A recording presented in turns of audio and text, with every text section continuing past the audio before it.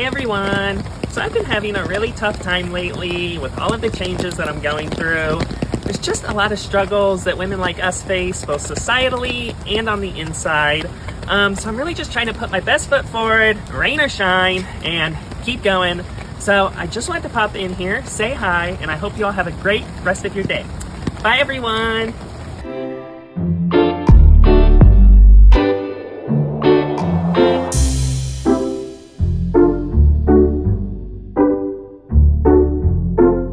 So really quickly, before we get into this video, I am going to give it a trigger warning. This isn't something that I'll usually do, and hopefully I won't have to do it too much in the future, but there is going to be discussions about trans people, and it's a very difficult subject for a lot of people. So I just want to say that obviously I do support trans people, I do support gay people, I'm gay myself, but I do not support women being made a mockery of, and this is what this person is doing. Hey Lunchables, welcome back to the Lunchy Show. If you're new here, we talk about pretty much everything. I'll react to anything at least once, so if you have any ideas for the future, obviously let me know. So the person I want to speak about today has proven time and time again that they are fame hungry, and they will do literally anything to be famous. So with that in mind, I'd like to introduce you to Josh Seiter. He was on 2015's series of The Bachelorette, and he was voted out in the first week.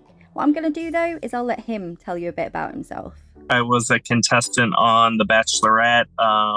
I've also been linked to some other drama going on in reality shows and on social media. What he means by drama is that he's dated loads of people off of reality TV shows just to try and stay relevant, and it hasn't worked. The first person he dated was Yolanda Leek from 90 Day Fiancé. They got together in August 2020, then got engaged, and then by November 2020, he was getting her name lasered off of his arm. My favourite thing about this relationship is the fact that he said to The Sun, "Regardless of what happens between us 30 years from now, I will cherish this tat and what it represents and symbolises right now." It's a reminder of this relationship, this crazy year, and my new outlook on life and sense of personal agency. Can everyone please stop getting tattoos of people's names on their body unless they're family, because you look absolutely ridiculous. Anyways, rant over. So he was obviously really heartbroken. Oh no, wait, no he wasn't, because he already had a new girlfriend by January 2021. And I know you're going to be shocked, but it was another person from another reality TV show. It was Lizzie Comos from Love After Lockup. What's up, Instagram? Me and Lizzie just wanted to say hi. Hope everyone's having a great day. We are. We'll see you guys soon. Bye. He also dated Corinne Still, who appeared on season 1 of 90 Day Fiancé before the 90 Days in 2022. And it seems after they broke up, Josh was desperate to get back with her, so he posted a video of him begging her to get back with him on Instagram. Here's that video. Karini, I love you so much. Please take me back. And then he dated Glorietta in 2023 from Love After Lockup. And you'll never guess what? He posted a video on Instagram crying and begging her to get back with him too. Glorietta, I'm so sorry for hurting you. I love you and I just want to be together again. I'm sorry. Please take me back. Please answer my call. I love you. And I know you won't believe me, but it gets worse from here. After just a few weeks, he gets Glorietta's initials tattooed on his neck. Dude, you were literally engaged to someone like a few months ago. What are you doing? At this point, he's better off just getting a tattoo saying your name here, and then every woman can just fill it in as he goes through them. And you're never gonna guess what happens next. Apparently, he was with Glorietta and then started trying it on with Amy Slayton. And to cover his arse, he posted this on Instagram. I just wanted to give you a brief history on Josh so you can see what type of person he is, because there's a couple of things he's done lately which are really out of order, and in all honesty, I'm questioning his mental health. On August 28th, 2023, Josh's Instagram account posted that he had passed away. Here is the actual post on Josh's account, so obviously pause if you'd like to read what was said. This post, as you can imagine, got a lot of media attention and a lot of people commenting on his page and saying how sad they were to hear this. However, 18 hours later, this post was removed and Josh came back onto his account to confirm that his account had been hacked. Or he claims it had been hacked.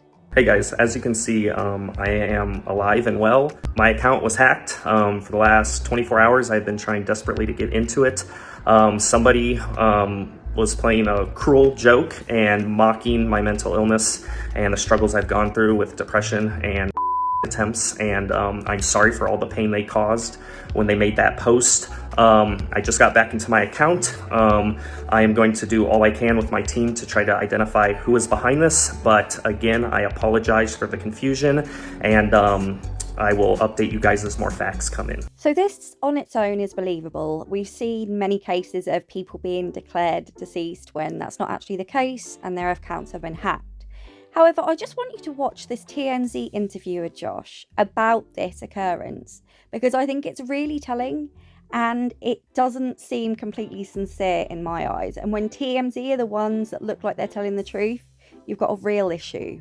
I know you say that you got hacked here. Have you gotten to the bottom of any of this? How that happened? Why you were locked out? No, I haven't. I don't have an official team. I'm just a lowly mental health advocate. I'm sorry, Josh. What was that? You don't have a team behind your account? But in the other interview, you just said you did, didn't you? Let's have a look.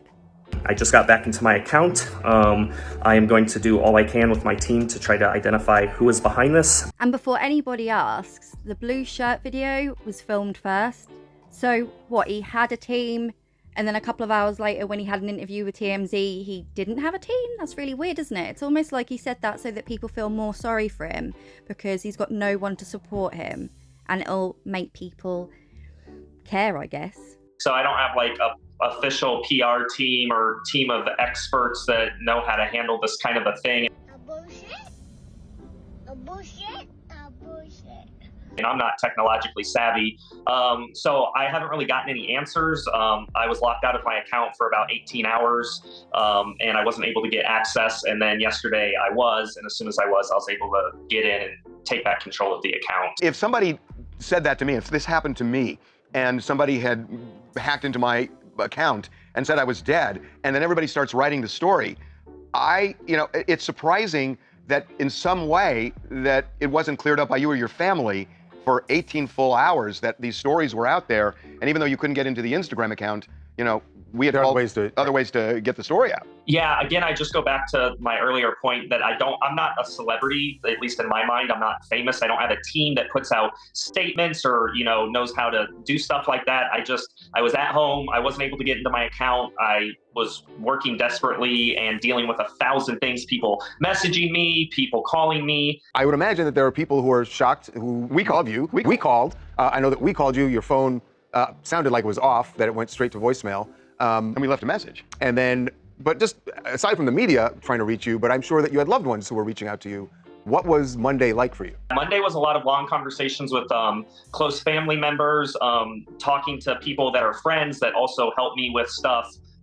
If I need assistance, trying to get their expertise as well as with a family member who's kind of well-versed in computers and tech and all of that to try to get to the bottom of it. So my priority was getting back into my Instagram account, which I didn't know when that would happen, but working on that is my number one priority. And then dealing with the stress of it all, it was just overwhelming. And I know there's a lot of people that are Monday morning quarterbacking on what I should have done, how they would have handled it, but I don't think anyone knows how they would have handled something like that until it happens to them.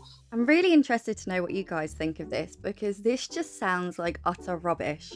This just sounds like he's done something, it didn't go the way that he meant it to go, and now he's just trying to backtrack and make everybody feel sorry for him.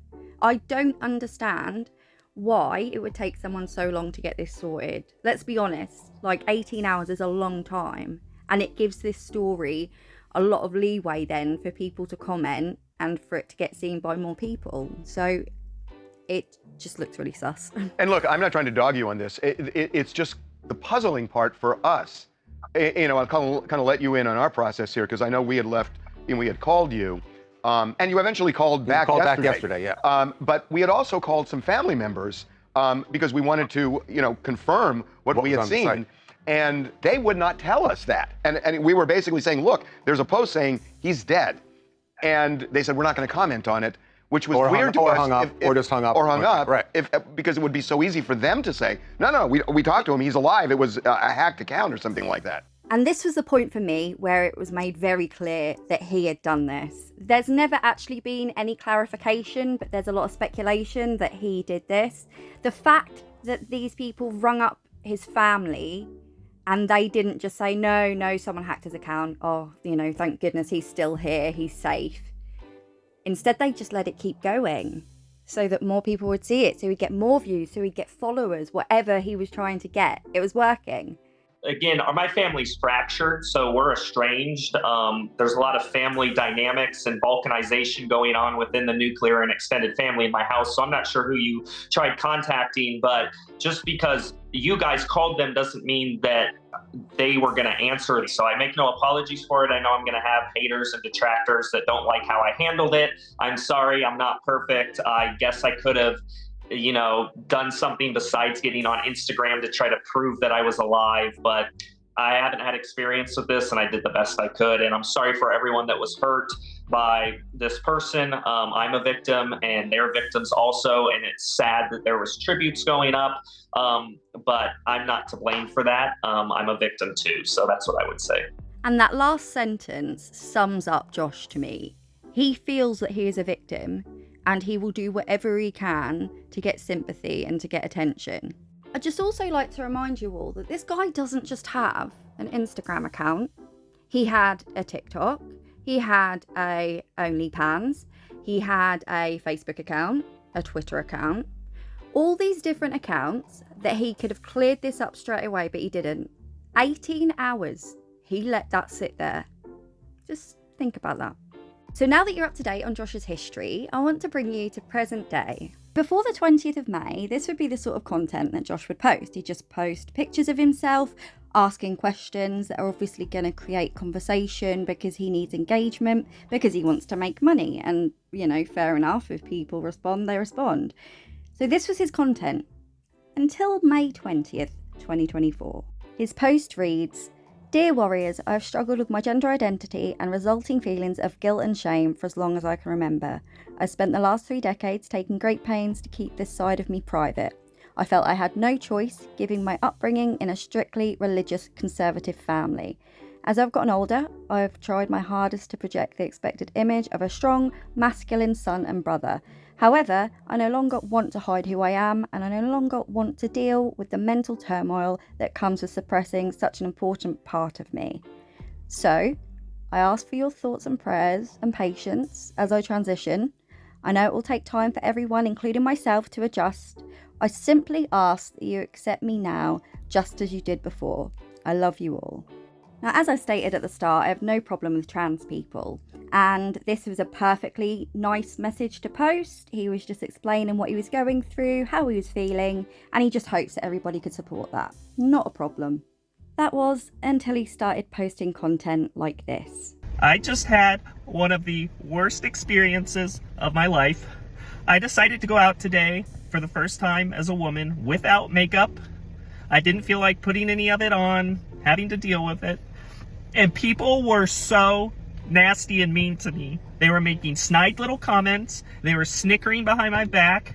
And when I went to use the restroom, there was a woman and her daughter, and the woman cursed at me before she stormed out of the restroom.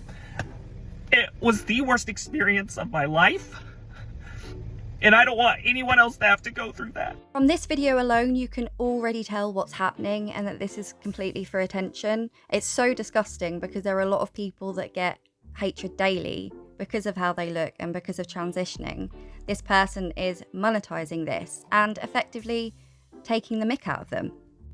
Hey guys, just wanted to let you know I'm completely unbothered by all of the hate that I've been getting in my DMs and the comments. I already know I look better than 99% of the people hating on me. So anyways, just wanted to let you know. Hey guys, I just wanted to hop on here. This was actually going to be my very first post after announcing my transition, but I did think it'd be good to start off by making demands. But now that some time has passed, I wanted to ask if you guys could respectfully call me Jay, and please not call me by my dead name. I hope that's not too much to ask. I just have a lot of anxiety around a lot of different things going on, from the way I look, to the way I sound, to my height, to my name. And this is one thing that if you guys could do, it would go a long way in making this process easier for me. So if you could please call me Jay, that would be great. Now again, this would be a completely fair request if it was sincere. But as you can see, they've not actually changed their name. They just wanted to make a video about it to get views and to get attention. And unfortunately, the videos just kept getting worse and worse. Hey everyone! As you can see, I'm going to the pool. I'm going to a public pool today for the first time as a woman. Normally I go to a private pool, but my therapist wants me to do some exposure therapy where I do things that make me uncomfortable. I thought this video was quite clever because what they're doing is basically blaming anything that they're now going to do on their therapist. And we can't question their therapist. And a lot of us aren't trained in what the therapist is trained in. So we just have to sit here and believe that this is the case. I don't think it is. Hey everyone, I just wanted to hop on here and address some really ignorant comments that I'm seeing. There's people saying, oh, you're not a woman, oh, you're not trans, oh, you're a guy, you're not a guy. Not everybody fits perfectly into tiny little boxes.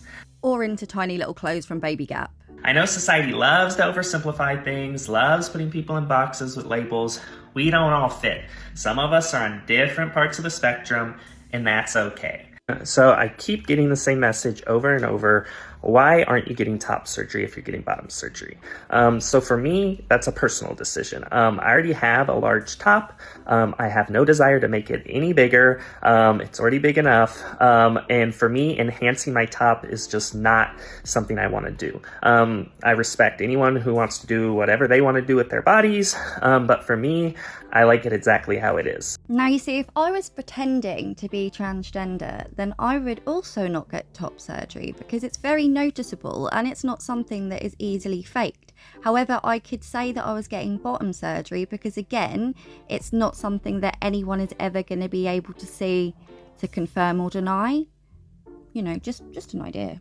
Hey everyone, I just wanted to jump on here and express my disappointment with sizing. I feel like a lot of companies use sizing and misrepresent sizing to body shame women and to send this message that they need to lose weight and they're not thin enough, and I really don't like it. I got this super cute top. It's advertised as a large. It fits more like an extra small. And I want you to tell me if this looks like a large top to you. Just using common sense. And so I feel like companies kind of do this intentionally to try to get people to lose weight. They just advertise things for 1, 2, even 3 sizes smaller than what they really fit. Hey everyone, sorry I look like a hot mess today. I just wanted to vent a little bit. I feel like dates can be so cheap. The last couple of dates that I've gone on, I've expected the guy to pay because I feel like the man should pay for the first date, and they just don't want to. And so I just had a date earlier this afternoon, and I sat there when the bill came, and finally I just said, the guy should pay first, and kind of pushed it towards him, and he said, well, in that case, you should pay. And I just thought, that is so rude. And I just don't understand what the issue is. I feel like everyone's trying to get something for free these days. I don't understand. I just want to go on a date and have the man be a gentleman and treat me right, treat me like a woman. So if any of you are having the same experience, let me know. I'm hoping you're now starting to see what sort of person this person is, and you can see that they're just desperate for attention and they'll do anything for sympathy, and they're obviously desperate to make money. In this next clip, Josh says whether he will still be competing in sports even though he's now identifying as a woman, and you'll never guess what his answer is. I'm getting a lot of questions about whether I'm going to keep lifting now that I'm transitioning. Of course I am. The gym has been a huge part of my life ever since I was a teenager. That's not going to stop. It's just my workouts are going to look a little bit different. I'm going to be doing higher reps, lower weight, working on sculpting my muscles instead of adding mass. And I still plan on lifting competitively. I want to enter some powerlifting meets in the women's division. There's just a lot of rules and regulations that come with that, so that'll be a long journey. And I won't be lifting as much. I'm a way less, so I'm about 190 now. I plan to get down to about 160 pounds. And so at that weight, I should be able to still do pretty good. I plan on hopefully bench pressing 275. My goal is to deadlift 315 and squat about 345. So nothing's going to change. It's just going to look a little bit different. Again, another hot topic that he knows that a lot of people argue about, trans women in sports, is debated all the time. So again, posting this video is going to make people pissed off, and they're going to comment. Hi everyone. I need to know if you love me or hate me, because my comments make it look like everybody hates me. But then I get hundreds of DMs of support every day from people, so I feel like people that comment are just the ones that dislike me. Hey everyone, hope you're having a great day.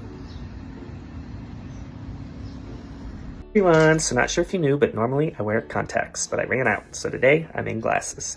I just got back from the gym, and I just want to say one thing I am truly grateful for is Planet Fitness. They have been awesome during my transition.